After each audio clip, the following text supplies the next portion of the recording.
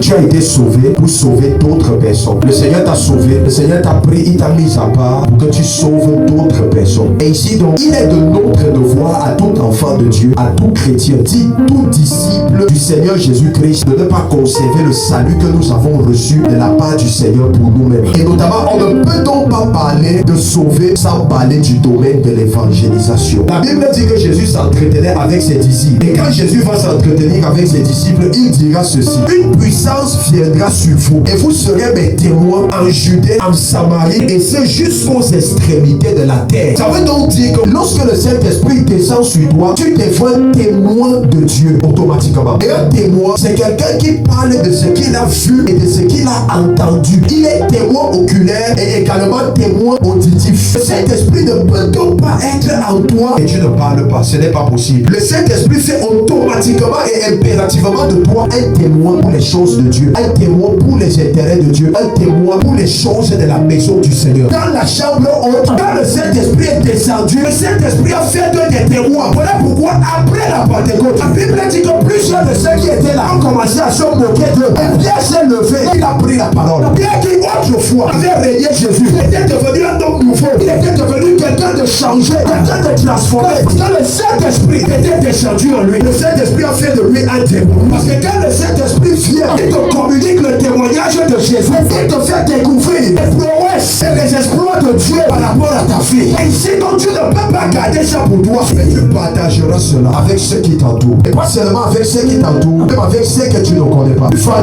les hauts faits de Dieu. Tu diras haut et fort ce que Dieu a fait pour toi. Et ici, il faut comprendre qu'une personne qui conserve en captivité ce que Dieu a fait pour lui est une personne qui pêche. Autrement dit, tu comprimes le Saint-Esprit qui est en toi et qui normalement met le feu en toi de pouvoir parler. En effet, la Bible dit qu'il peut dire Jésus-Christ est Seigneur si ce n'est une personne qui a son esprit. Si Dieu m'a sorti de la boue et que je vois quelqu'un qui est dans la boue, je ne peux pas me taire. Je vanterai les hauts faits et les bienfaits de Dieu. Je parlerai de ses bontés et de sa fidélité. Ce qu'il a accompli pour moi, ce qu'il a fait pour moi. Parce que quelque part, mon témoignage peut édifier un frère, peut édifier une soeur. Et ça peut faire que tu ouvres ta bouche et que tu parles de ce que Dieu a fait pour toi et un grand témoignage. Si tu vois quelqu'un qui est malade, tu lui dis moi aussi j'étais malade, mais aujourd'hui je suis guéri. Et je te montre la source de ma guérison. La vérité c'est que la personne sera curieuse de connaître d'où te vient ta guérison. Et elle va te suivre. Elle dira ta guérison te vient d'où. Et lorsque tu lui parleras de Jésus, que Jésus viendra aussi la guérir, tu comprendras que Jésus est le seul frère.